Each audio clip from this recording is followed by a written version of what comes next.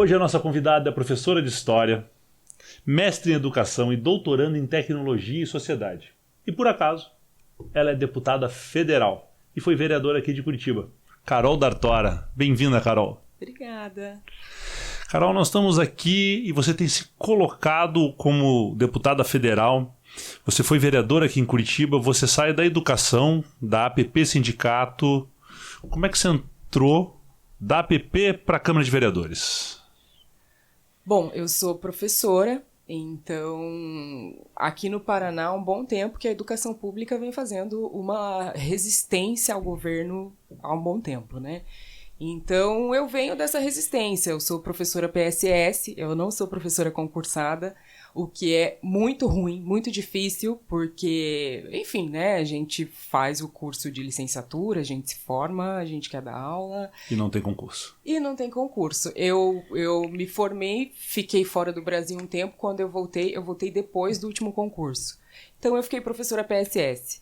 Então, obviamente, isso me levou para lutar pelas minhas condições de trabalho. Isso me levou para, enfim, de alguma forma a gente tem que dizer para esse Estado que precisa pagar melhor os professores, que precisa fazer concurso. Então, isso me levou para dentro da luta do sindicato. E eu fui me envolvendo com essa luta, porque fazia todo sentido para mim, considerando que era uma professora. Sou uma mulher negra, então isso traz inúmeras outras questões. E aí eu fui me envolvendo com o movimento pela educação pública de qualidade que está ali dentro.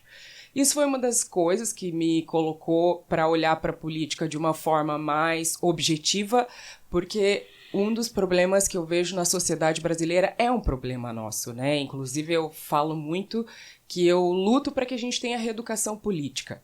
Porque é um problema nosso não olhar a política como um instrumento efetivo de transformação das nossas condições de vida. Uhum. Então, entrar dentro do sindicato, entrar nessa luta começou a me fazer olhar a política mais objetivamente. Que se a gente incidir nas decisões políticas, na política institucional, isso tem o poder, o potencial de melhorar a nossa vida, melhorar o nosso trabalho, enfim. Então, isso me levou para a política, isso me levou para me organizar dentro do sindicato, depois isso me levou para me organizar dentro do partido e busquei me organizar no Partido dos Trabalhadores, entendendo que o partido foi muito fragilizado no último período, então um partido que sofreu com o antipetismo de uma forma absurda e eu via o Partido dos Trabalhadores como um instrumento gigante da luta popular no nosso país. Então, achei que precisava fortalecer esse partido, me envolvi com a luta do partido, mas ao mesmo tempo, numa outra medida, eu também sou uma pesquisadora, né? Então, entrei na universidade, comecei a pesquisar raça, comecei a pesquisar gênero, comecei a ver como essas coisas também interferem demais na forma como a nossa sociedade se organiza. Então, eu comecei também um movimento dentro da universidade. Né, comecei a me envolver com o universo da pesquisa e comecei a olhar para a subrepresentação de mulheres na política, e mais especificamente no Paraná. Por que você acha que tem... Somos poucas mulheres no Brasil, mas no Paraná somos poucas, e eu realmente vi o fato de que Curitiba nunca tinha elegido uma mulher preta. Então, isso por foi falta tão... de candidatas, por quê? Isso foi tão absurdo, eu olhei isso como uma coisa tão excludente de quem somos nessa sociedade, que eu comecei a falar disso. E aí comecei a dar aula sobre isso, comecei a falar disso, dei aula num curso de política para mulheres falando disso. Então foi um movimento duplo, foi um movimento no sindicato, foi um movimento na universidade e um movimento também... no movimento social mesmo, porque daí eu estava envolvida com os movimentos sociais, com o movimento de mulheres, com o movimento negro. Mas por que você acha que Curitiba... Você foi a primeira mulher negra eleita vereadora de Curitiba. Por que você acha que isso não aconteceu antes?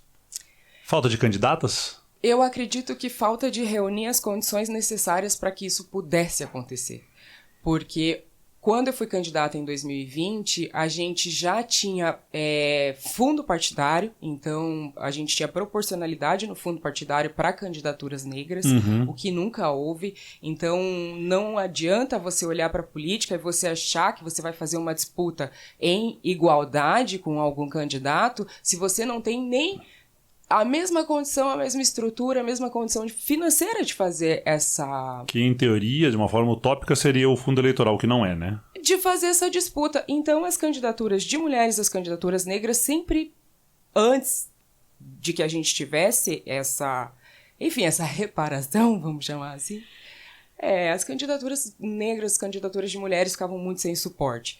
Então, eu acredito que eu chegar em 2020 reunindo as condições necessárias, né? O movimento negro, o movimento de mulheres já tinha lutado o suficiente para que a gente tivesse garantias mínimas. Os partidos reclamam dos 30% de mulher e muitas vezes, e inclusive tem chapas inteiras caçadas, eles lançavam candidaturas laranjas, porque eles não conseguiam sequer pessoas dispostas a disputar para fechar aquela cota. Você acha que isso está mudando? Tá mudando porque a gente vem reivindicando muito, né? O movimento de mulheres vem falando, a gente não quer candidata laranja. Isso foi uma coisa que em 2020 também a gente falou muito forte. Pelo menos dentro do nosso partido a gente faz essa reivindicação. A gente quer que as mulheres que entrem sejam de fato possíveis candidatas, sejam potenciais, tenham formação política, e a gente vem atuando para isso. Mas ainda assim é difícil. Eu acho difícil hoje de arranjar candidato homem. Ainda assim. A gente está tentando montar as chapas de vereadores nos municípios, correr atrás, e a política está muito pouco palatável para as pessoas ainda. Né? Ninguém quer fazer política. Então, como é que a gente consegue achar mulheres dispostas a entrar nesse embate, com todas as precariedades, as fragilidades que tem ainda a mulher na política? Sim. Como é que a gente convence uma mulher e fala assim, não, vamos, entra, vale a pena? Então, eu discordo que ninguém quer fazer política. Eu acho que tem muita gente que está querendo fazer política hoje. A gente observa isso, né? A juventude está com uma garra muito grande. As mulheres também estão muito engajadas, assim, tanto que a gente teve um aumento mínimo da eleição de mulheres e de mulheres negras, porque as mulheres se organizaram. A gente brinca até que as mulheres elegeram Lula, né? Porque as mulheres entraram muito fortemente nesse movimento. Então eu já vejo que existe essa coisa de que as mulheres querem fazer política, a juventude quer fazer política. Eu vejo isso. E eles têm buscado se engajar. Mas eu acho que também tem vários outros elementos que causam medo nas pessoas. Hoje a gente vê a violência política. Para as mulheres tem sido... Eu conheço mulheres que escolheram não se recandidatar. Eu conheço mulheres com mandatos relevantes, bem-sucedidos, mulheres com história na política que escolheram não se recandidatar. Se pegar uma Manuela Dávila, se pegar uma Áurea Carolina, né? Então, isso fala da violência política e isso dá medo nas pessoas, né? Eu acho que as pessoas têm um pouco de medo de ter que lidar com esse contexto de violência e que foi acirrado no último período, né? O último período foi as pessoas não querem falar mais de vangloriado. política. Algumas pessoas, elas não querem falar porque elas têm medo. Né? Porque a política dividiu famílias, a política dividiu amigos, a política dividiu as pessoas pararam de se comunicar. Na verdade, os últimos 4 anos deram aos idiotas a confiança de que eles podiam falar qualquer coisa. Então... E eles passaram a se manifestar coisas que antes estavam escondidas. Eu vejo que, inclusive aqui no nosso estado, no Paraná, a violência política fez isso de tal forma que isso que você traz de que as pessoas não querem falar não querem fazer política, na verdade é que as pessoas elas não querem ter que fazer essa briga de novo, entendeu? Um enfrentamento. Porque foi muito pesado. Carol, você se coloca como pré-candidata à Prefeitura de Curitiba e diz que o partido não te leva a sério. Explique. Eu disse isso onde? Você disse isso. O partido não está levando a sério a minha candidatura. Explica isso para nós. Que sentimento é esse? Talvez não seja um sentimento meu, né? Talvez seja um sentimento de quem está olhando de fora para dentro. Né? Talvez seja... Eu ouço isso, né? As pessoas comentam. Eu vejo muitos comentários em postagens ou coisas assim. As pessoas comentando, Carol, cadê a Carol? Cadê? Eu vejo as pessoas fazendo esse questionamento. Então, talvez esse não seja um sentimento meu, e sim um sentimento de fora para dentro. E eu acho que é um sentimento justo. E eu acredito que o partido ele me leva a sério, sim, porque não tem como você não levar a sério a pessoa que foi, enfim, uma das deputadas mais votadas do partido. Sim, você não tem como não levar a sério isso, tipo... É uma força política que está aqui dentro. Eu concordo, mas nós temos... o que eu vejo é que o partido, ele não sabe como lidar comigo. O partido, ele não... Temos ele algo em não comum, sabe, então? Ele não sabe muito o que fazer comigo, porque é esse novo que chega, né? E uma mulher negra que vem de um histórico, de um lugar completamente diferente de muita gente. Uhum. Então, eu vejo assim que o partido, no momento, não sabe que cadeira puxar pra eu sentar, entendeu? Mas é um não saber lidar, eu já tô acostumado. Eu acho que o PT não tá sabendo lidar comigo também, não estão deixando isso muito claro. Mas você se coloca como pré-candidato. Me coloco como pré-candidato. E daí o meu trabalho aqui é te apertar. Eu acho que... Desculpa te interromper, mas eu acho que o meu partido vai ter... Ele tá se batendo pra entender como ele vai lidar comigo e que cadeira que ele vai me dar. Prévias ou indicação? O que você define? O que você defende? Como é que o partido deve escolher o seu candidato? Né? Prévias? Com certeza. Né? No caso de um acordo fisiológico com um candidato que era favorável ao impeachment da Dilma e disse que tinha orgulho da Lava Jato, você aceitaria ser vice?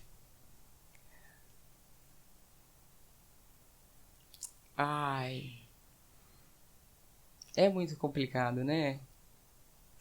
Então a gente coloca essas brincadeiras aqui assim, porque quem não sabe, quem não está acompanhando de dentro, o partido está numa discussão entre apoiar pessoas de fora, entre fazer uma frente ampla e tão ampla que não tem restrição nenhuma, ou colocar candidatos.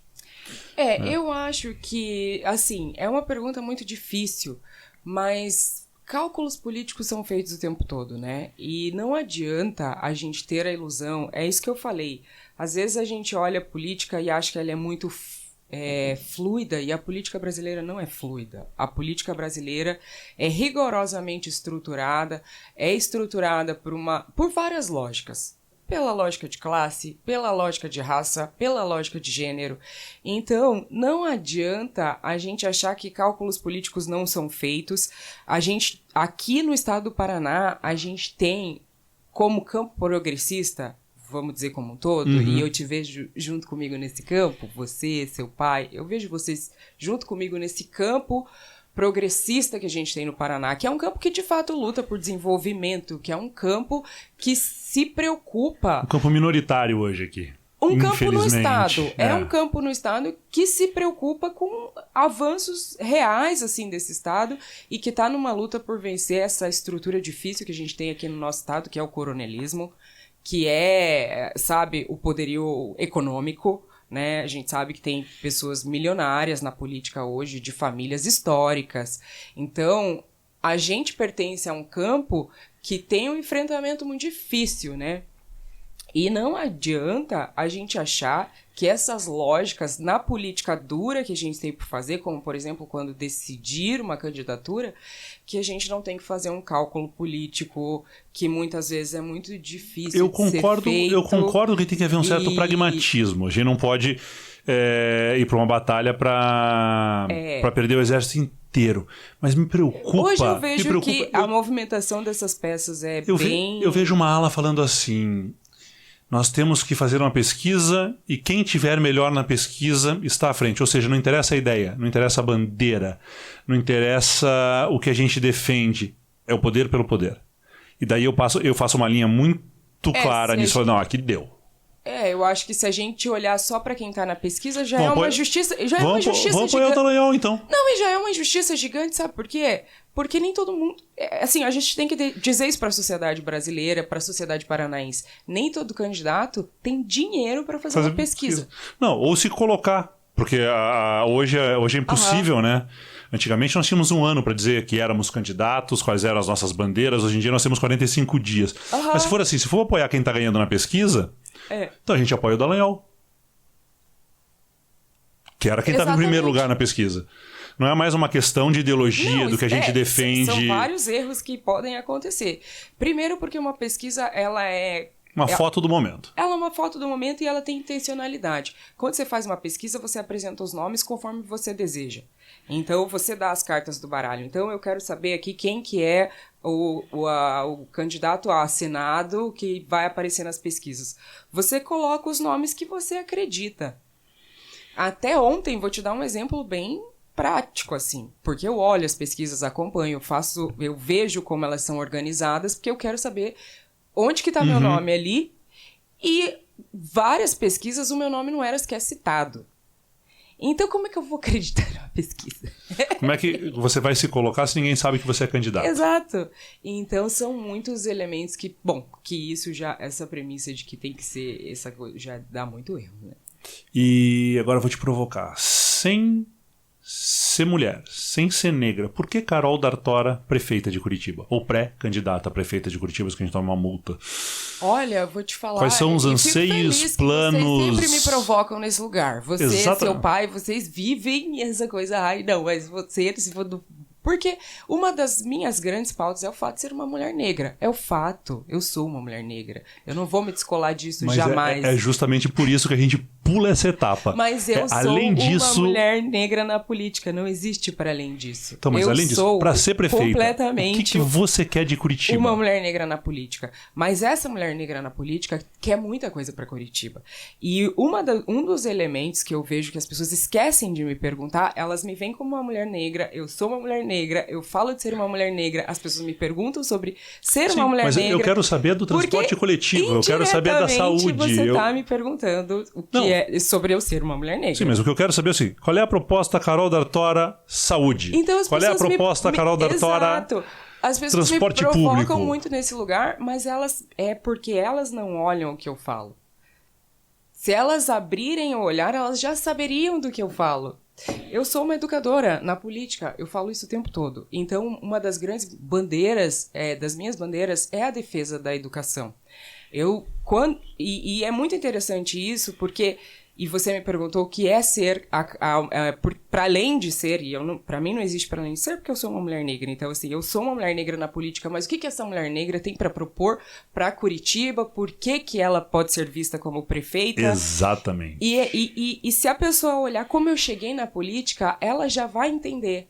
Porque eu cheguei em Curitiba, fui vista como vereadora, fui votada, me elegi como a vereadora mais votada dessa cidade, falando da cidade. Falando de Curitiba, falando de mobilidade, falando de direito à cidade. Foi sobre isso que eu falei na minha candidatura a vereadora. Então, a minha pauta já era a cidade. Né, a estrutura da cidade, as unidades básicas de saúde, as unidades, enfim, né, as escolas, os CMEs, as creches, isso já sempre foi a minha pauta.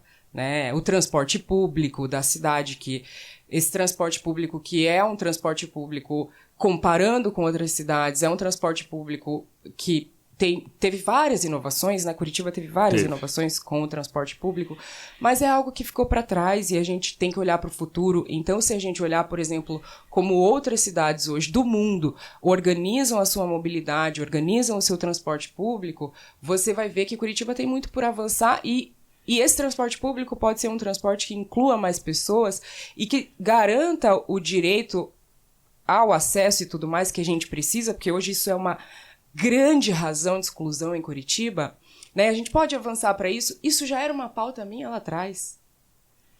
Então, o que às vezes me incomoda muito das pessoas me colocarem nesse lugar de mulher negra, o que uma mulher negra tem para a prefeitura, para além de ser uma mulher negra, ou eu sou uma mulher negra, aceitem. Sim, mas é isso. Eu quero várias outras coisas para falar. Isso para mim não é... E vocês podem ver. Mas é isso que eu tô falando. É porque... Eu quero saber, justamente, o que você tem para falar. Como é que a gente traz isso para cá. E eu já me elegi lá como vereadora com essa pauta do direito à cidade, da mobilidade, né? Coisas que a gente sente na cidade, principalmente porque eu sou curitibana, né?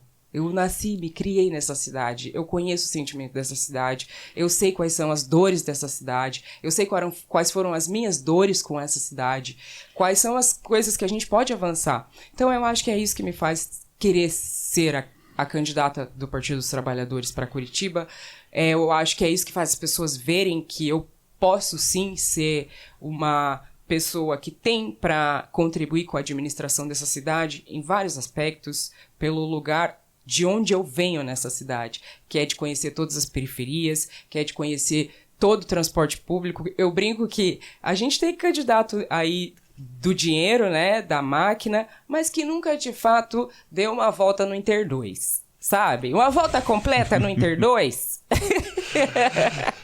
Nunca deu. Eu já dei no Interbairros 4, já acordei cedo, lá na SIC para chegar no trabalho, lá sabe, no centro cívico. Eu conheço muito bem essa realidade. Eu posso falar dela de diversas formas. O que falta em Curitiba e o que sobra em Curitiba? Ai, o que falta? Eu acho que falta para Curitiba esse olhar inclusivo mesmo. Curitiba ainda é muito excludente. Curitiba, é isso que eu te falo, Curitiba olha as pessoas e bota dentro de uma caixinha. Curitiba pode ampliar esse olhar. Curitiba tem muito por incluir. Então, acho que isso é o que falta. Falta um olhar de inclusão hoje, que inclusive parte dessa administração, né? Uhum. Você pode integrar melhor essa cidade. E o que sobra? O que sobra em Curitiba hoje? Eu acho que o que sobra em Curitiba é a identidade. Uma cidade que tem orgulho. É uma cidade que tem orgulho de si, uma cidade que é bonita mesmo, sabe? Mas eu brincava que o curitibano adora dizer por aí que ele pega ônibus no tubo. Mas que ele não conta pra ninguém que por sair de casa ele pulou uma valeta. É, né? Pula aquela poça d'água, aqueles tijolos que você pisa em falso assim. Pois na é. calçada. Ai, que ódio. Acaba Então, com o lookinho da gente. É essa Curitiba que tá esquecida. É. E vamos polemizar agora uma coisa que está em pauta. A fala da presidente da FAS. Eu já tenho 3 interpretações diferentes daquela fala que chegaram até a gente. Né? Uhum. O que quem escutou entendeu, o que quiseram entender, o que quiseram transformar na política, porque a política é uma narrativa, e outras coisas. O que você achou daquela fala dela? Você pode dizer o que ela falou? Porque eu não Cheguem estava com no a ouvir, guarda, né? ela vaza um áudio dela dizendo para o pessoal da FAS chegar com a guarda municipal para impor um certo medo. E daí todo mundo disse, usar violência, higienismo, e vieram pesado. A Josete chamou ela para vir para a Câmara dar uma explicação, a Maria Letícia quer uma explicação, eu também gostaria de uma explicação. Mas o que me assusta é como é que está o centro de Curitiba para que a FAS, para poder fazer o seu trabalho, precise de proteção de força de segurança. É sobre isso, né? É muito mais grave do que a fala dela. Por que para fazer um trabalho social nós chegamos ao ponto de precisar de uma força de segurança para se impor, na minha visão? Eu acho que é muito mais grave a necessidade de acharem que isso, a realidade de acharem que isso é necessário, do que a fala em si. Eu acho que, sim, com certeza, tem várias questões aí nessa fala, e muito mais se você conhece a cidade, o trabalho da FAS. O que a FAS faz aqui nessa cidade é um trabalho muito duro. Eu tenho amigas que são assistentes sociais e é muito duro você ter que conversar com uma pessoa que está na calçada e você ter que convencer essa pessoa de que ela tem que sair dessa situação que não é o que a gente deseja para um ser humano. Muitas vezes não é o que eles desejam, mas não conseguem sair, né? Exatamente. Então eu sei que a FAS tem um trabalho fundamental, assim.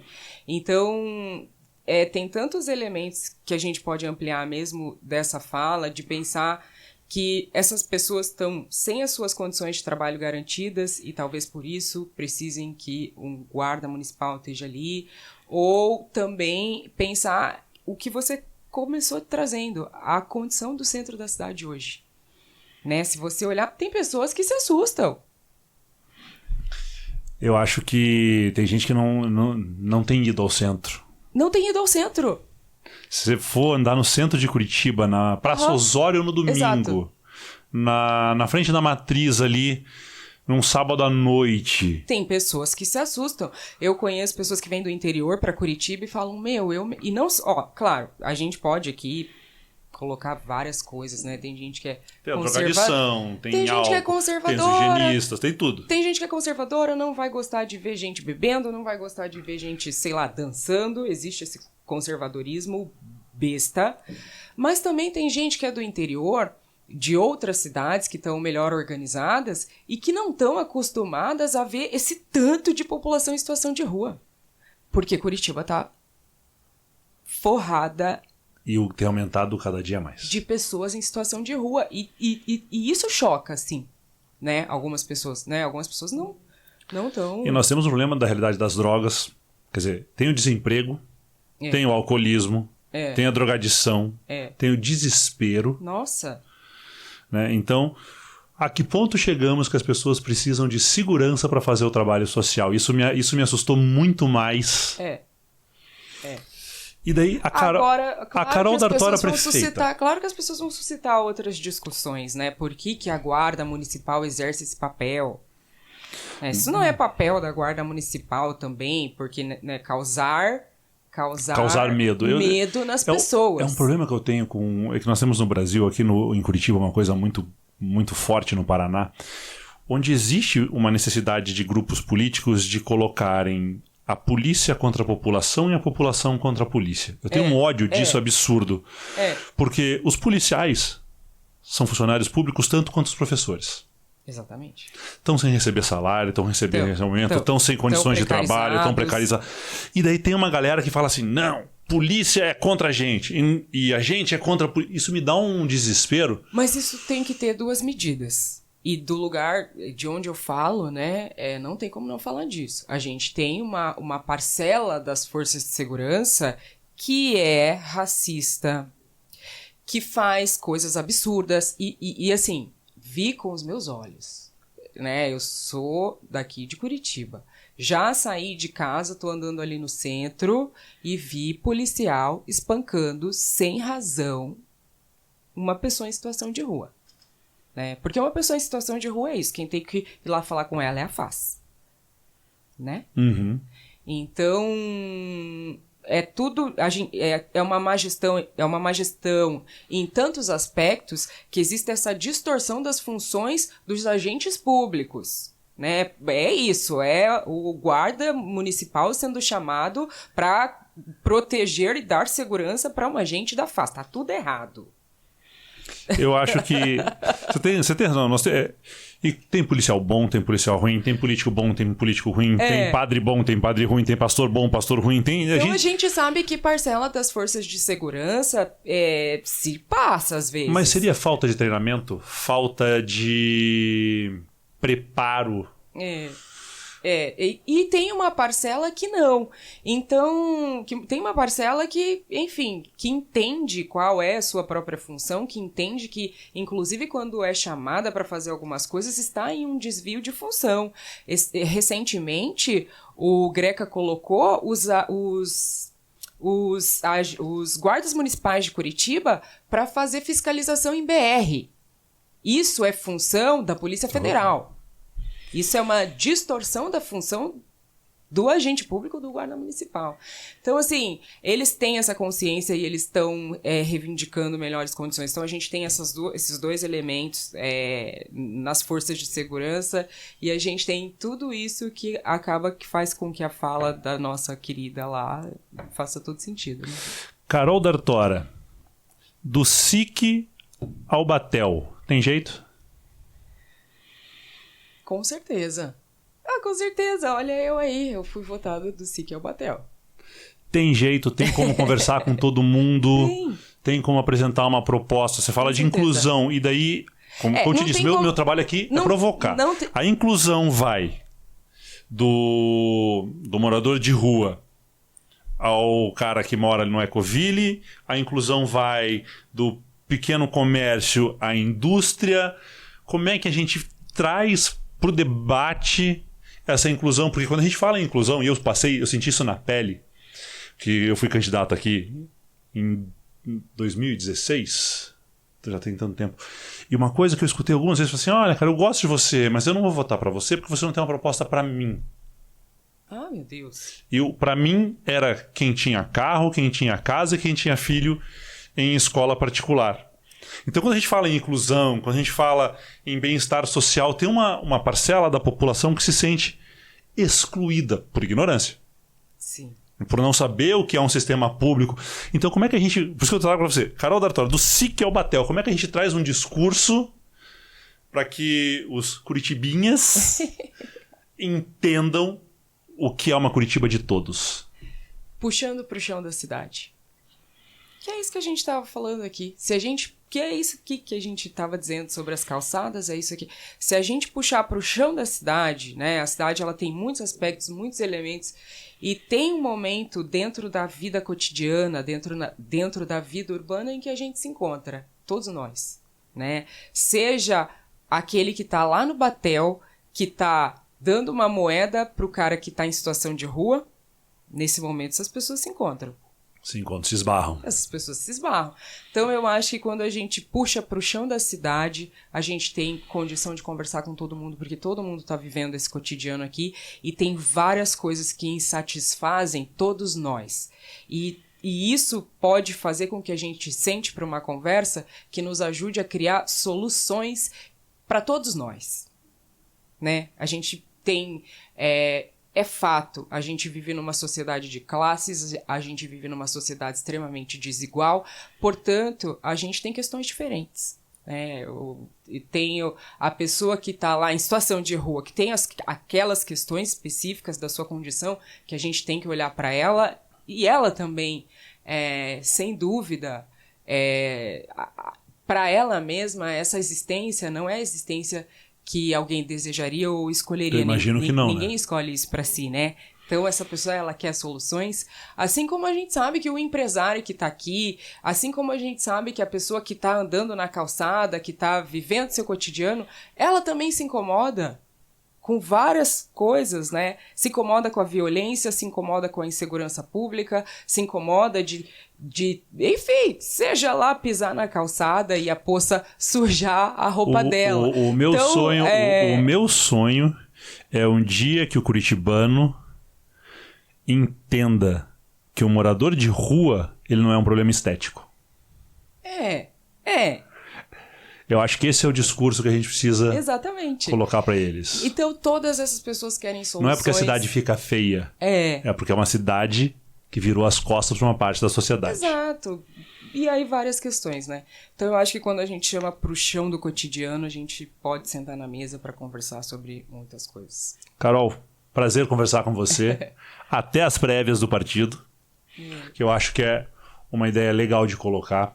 Eu acho que a gente está num partido que tem os seus problemas, não sabe o que fazer com a gente. Eu concordo com você, eles não sabem onde botar a gente. E a gente quer ocupar muito espaço e isso incomoda muita gente. Mas eu acho que um partido tem que discutir ideias. Com certeza. Partido que está lá pelo poder para causar reeleições, ele se corrompe moralmente e a corrupção moral é a pior política, que tem. Né? Exatamente. Corrompe a política. Então, até as prévias e que a gente possa discutir muito Curitiba, Carol. Valeu. Obrigado. Obrigada.